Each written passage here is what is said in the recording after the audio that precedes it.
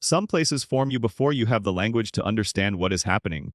The Florida School for the Deaf and Blind in St. Augustine was that place for Ray Charles. He arrived there at 7 years old, completely blind, recently separated from his mother Aretha Robinson for the first time in his life, carrying the full weight of a grief he did not yet have the years or the vocabulary to process. He left 8 years later at 15, when his mother died and the practical architecture of his school life dissolved overnight. In those 8 years, the school gave him everything he would spend the rest of his career using. The piano, the discipline, the understanding that blindness was a condition of navigation rather than a sentence of limitation. He did not return for a long time, not because he had no attachment to the place. The attachment was so complete, so woven into the foundation of who he was, that returning was not something he could approach casually. The school was not a memory, it was the site of his formation, the place where the person he became had first become possible. To return to it was to return to the version of himself that existed before the hits and the Grammy Awards, and the sold-out concerts and the legend that had accumulated around his name like sediment around a stone.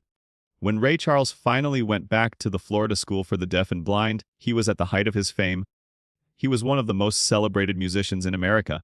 He arrived without a press entourage, without a publicist managing the visit, without a camera crew documenting the moment for later use. He arrived the way he had arrived at age 7 with his cane, his dark glasses, and his particular quality of attention to everything his other senses could tell him about where he was. What happened during that visit? What he found there? What found him? Is the story this narrative has been building toward. But to understand what the return meant, you have to understand what the school had been. The Florida School for the Deaf and Blind sits in St. Augustine, Florida, the oldest city in the United States, a place of layered history and complicated racial architecture. In the 1930s and 1940s, the school operated on a segregated basis: white students in one section, black students in another, the same institution divided by the same logic that divided everything else in the American South of that era. Ray Charles entered the black section of the school in 1937. He was 7 years old and had been completely blind for several months. The separation from his mother Aretha was the second major loss of his young life. Following the drowning of his younger brother George 3 years earlier, he arrived by all accounts, withdrawn and frightened, a child who had learned that the world removed things without warning, and who had not yet developed any reliable system for managing that knowledge. The school changed him. Not quickly, not without difficulty, but completely. The academic instruction gave him the tools to navigate a world built for sighted people, Braille, the mobility skills, the practical independence that his mother had already begun building at home. But it was the music program that reached him in the way that nothing else did. Ray Charles encountered the piano at the school. He had been exposed to music before: the juke joints near his childhood home, the gospel music of the black church, the radio that played through walls and windows. But at the school, with a piano physically available and teachers willing to work with a student whose ear was immediately apparent as something extraordinary, music became something different from background. It became foreground. It became the primary way he organized and understood the world. He practiced for hours every day, not because anyone required it of him, though the school's music program was rigorous, because the piano was the place where everything made sense. The physical relationship between finger and key, the mathematical architecture of harmony, the way a melody could carry emotional weight that no other form of communication quite managed. All of this was available to Ray Charles through the piano in a way that compensated for the loss of visual access to the word in ways he could not have articulated but could feel completely. His teachers recognized within his first year that they were dealing with something unusual. Not just a talented student, a student for whom music was not an acquired skill but something closer to a native language. He absorbed arrangements faster than they could teach them. He composed music in his head and held it there with precision that required him to dictate rather than transcribe. He developed in the practice rooms of the Florida School for the Deaf and Blind the foundational musical intelligence that would eventually produce Georgia on My Mind, Hit the Road Jack Cry, and the entire body of work that defined American soul music. But the school also gave him something harder to name. It gave him a community of people who navigated the world through different means and had developed, from that navigation, a particular kind of knowledge. The other students, blind, deaf, some both, were people who had built their understanding of reality from the available senses, people for whom the standard assumptions about perception and communication did not apply, people who had learned that the world could be fully inhabited through paths that the majority had never needed to find. Ray Charles in that community was not limited. He was capable. The distinction was not semantic. It was the difference between a childhood defined by what was missing and a childhood defined by what was being built. He left at 15 when Aretha died. He left in grief and without the graduation that had been approaching. He walked away from the school and into the rest of his life carrying everything the school had given him and the full weight of everything the world had taken. He did not return for decades. Pieta Wers BT2EM. The life Ray Charles built between leaving the Florida School for the Deaf and Blind and returning to it was extraordinary by any measure. Seattle. Atlantic Records. The invention of soul music. The crossover that nobody had expected and that changed everything once it happened. The Georgia Ban and the return. The ABC Paramount deal and the master ownership clause. 18 Grammy Awards, the Rock and Roll Hall of Fame. The honorary degrees and the Lifetime Achievement Awards, and the specific honor of being the person whose voice had become so identified with emotional truth that people stopped thinking of it as a voice and started thinking of it as a fact of nature. Through all of it, the Florida School for the Deaf and Blind remained somewhere in his interior geography. Not obsessively, Ray Charles was not a man given to public nostalgia, but present. The way the foundational things are always present, below the daily transactions of a life, providing the architecture on which everything visible is built. He supported the school financially, quietly and without announcement for years, not as a public gesture or a celebrity cause, as the straightforward acknowledgement that the place had given him something irreplaceable, and that supporting its continued existence was simply what a person with resources did when they understood where those resources had come from. The return, when it finally came, was not planned as a significant event. He was in Florida for a series of performances and someone suggested that while they were nearby, a visit to St. Augustine might be worthwhile. He agreed, and what happened when he arrived was not what anyone had expected. He arrived in the morning. The school administration had been notified in advance. A visitor of this stature required some preparation, and the staff wanted to ensure that the students who wanted to meet him had the opportunity, but the visit had been kept quiet outside the school itself. No press, no official ceremony. Just Ray Charles returning to the place that had made him. The school had changed in the decades since he had been a student. New buildings had been added. The physical landscape was different from the landscape he had memorized as a child, memorized with the particular completeness of a blind person who navigates by spatial memory rather than by visual recognition. He used his cane to orient himself, moved carefully through the changed geography, and listened. He was always listening. He visited the music rooms first. He asked to be taken there before anywhere else.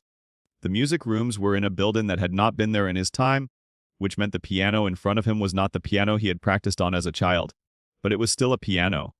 He sat down at it without being asked, adjusted himself at the bench in his characteristic way, and played a few chords, not performing, not demonstrating, just checking, confirming that the instrument was real and present and available. He played a few bars of something that the music teacher standing nearby later described as unrecognizable, not one of his recorded songs, not a standard, something that seemed to be emerging in real time. He played it for perhaps a minute, then stopped. He sat at the piano for a moment without speaking. Then he asked if the current music students could be brought to the room. 12 students arrived over the next few minutes, guided by teachers. Ages ranging from 8 to 17. All of them blind or visually impaired. Several of them clearly aware of who was sitting at the piano in their music room. News traveled fast within the school community. Others less certain, aware that someone significant was present but not yet sure who. Ray Charles greeted them in the specific way he greeted people he could not see, by turning toward the sound of each voice, by asking names, by the quality of attention he gave to each person's response that communicated clearly that he was fully present to them as individuals rather than as an audience. He talked with them for a while, not about his career, not about his recordings, not about the things that the outside world associated with his name. He asked them about the piano, about what they were studying, about what the music felt like to them when they played it. He asked questions and listened to the answers with the fullness of attention that was his most consistent and most remarkable quality. And then one of the students, a boy of about 10, blind from birth who had been sitting quietly at the edge of the group, said something that stopped the room. Tipar Fior no het boisaid. His name was Marcus. He was 10 years old, had been at the school for 2 years, and had recently begun studying piano with a seriousness that his teachers described as unusual for his age. He was not the most outgoing child in the room. He had been sitting at the back of the group, listening, and had not yet spoken directly to Ray Charles.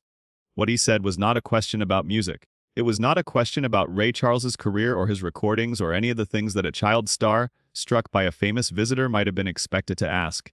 What Marcus said, in the direct and unguarded way of a 10-year-old who has not yet learned to filter his observations for social appropriateness, was this: "Are you scared when you play for so many people?"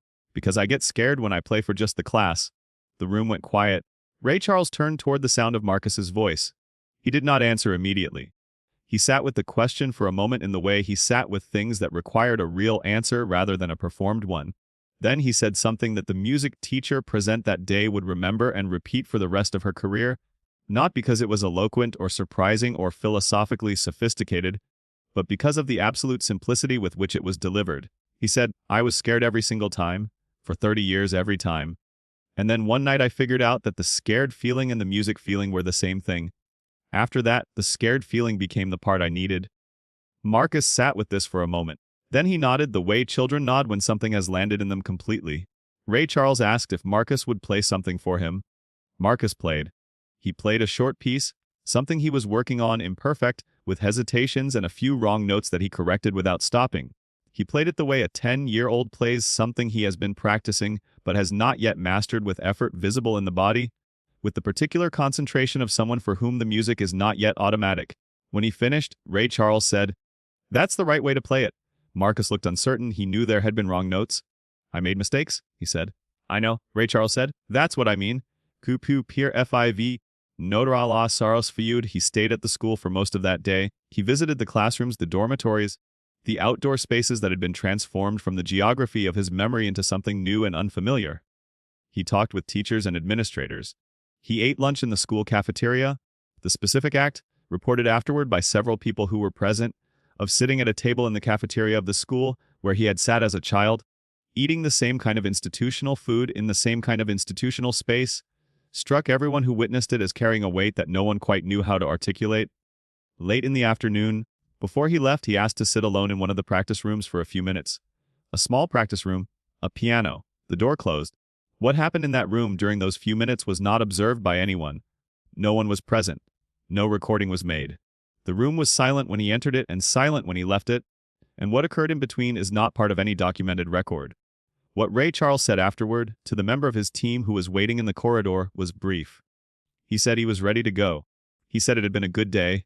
He said, and this is the specific sentence, that the person present later recalled as standing apart from the rest, as carrying something distinct, that he had forgotten how quiet it was here. Not the school specifically, not the practice room. The quiet he meant was something else, something that the outside world, the world of concerts and contracts and decades of accumulated fame, did not often provide. The quiet of being in a place that knew him before the legend had formed. The quiet of the version of himself that existed in those 8 years between the ages of 7 and 15, before the music had become anything other than the thing he needed most in the world. He had come back expecting to give something to the school, his time, his presence, the acknowledgement of what the place had meant to him. What he had not fully anticipated was what the school would give him in return. Marcus had given him something, not wisdom. A 10-year-old does not give wisdom to a 70-year-old, but something more specific and more useful, the reminder that the fear and the music were the same thing, spoken back to him in the form of a question, from a child who was at the beginning of the exact journey Ray Charles had been on for 60 years. The reminder that the thing he had spent decades learning was something he had always known and had simply needed to hear stated plainly from the beginning, in a room that smelled like practice rooms always smell. He had come to give. He had found, instead, that the school was still doing what it had always done, still forming him. Part 6. About it Miento Rn. Ray Charles left the Florida School for the Deaf and Blind that afternoon and did not speak publicly about the visit in any detailed way. He mentioned it briefly in a subsequent interview, acknowledged that he had been there, that it had been meaningful, that the students were remarkable, and then moved on to whatever the interviewer had asked next. This was characteristic. The things that mattered most to Ray Charles were the things he was most economical about in public. The depth of his attachment to a place or a person or an experience was inversely proportional to how much language he applied to it. His mother's influence on his music, the deepest and most formative influence of his life, was something he acknowledged in single sentences and then did not elaborate on. The things that had actually made him were kept close, protected, not offered to the general circulation of public narrative.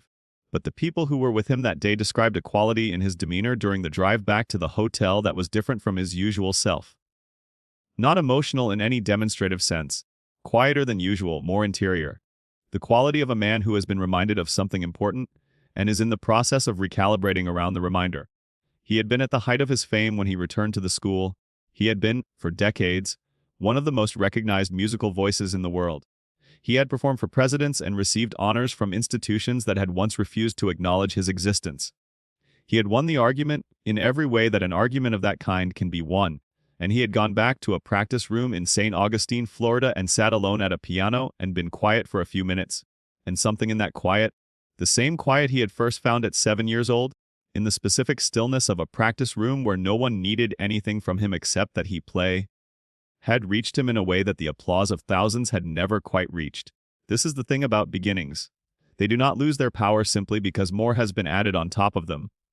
The foundation remains the foundation regardless of the structure built above it, and sometimes the most necessary thing a person can do, after all the accumulation, after all the distance traveled, after all the versions of themselves they have inhabited and discarded and incorporated, is simply to go back to where the foundation was laid and put their hands on it again.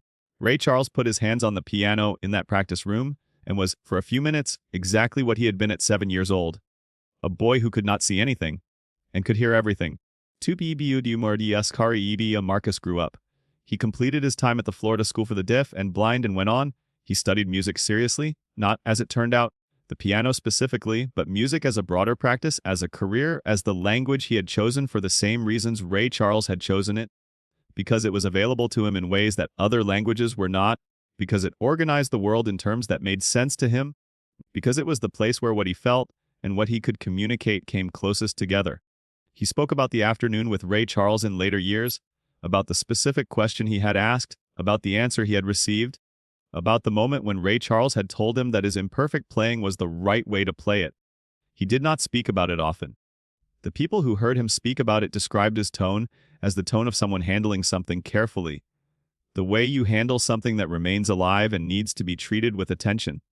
The scared feeling and the music feeling are the same thing. Ray Charles had learned this through 30 years of performing before thousands of people in hundreds of cities across decades of a career that had required him to give everything he had, every night, regardless of what was happening in his private life or his body or the interior spaces that no audience could see. He had learned it through loss and through discipline and through the particular kind of knowledge that only accumulates through sustained engagement with the thing you love most over a very long time. He passed it to Marcus in a sentence in a practice room in St. Augustine on an afternoon that nobody photographed or recorded or turned into anything official. That is how the essential things travel. Not through the documented record, not through the Grammy Awards or the Rock and Roll Hall of Fame or the official songs of the state of Georgia. Through the specific, unremarkable, irreplaceable moments when one person who knows something tells it to another person who needs to hear it, in a room small enough that the words arrive without losing anything on the way. Ray Charles knew what he knew because the Florida School for the Deaf and Blind had given him the piano and the practice rooms and the 8 years of formation that made everything else possible. He went back, decades later, and passed some of what he knew to a 10-year-old boy who was at the beginning of his own version of the same journey.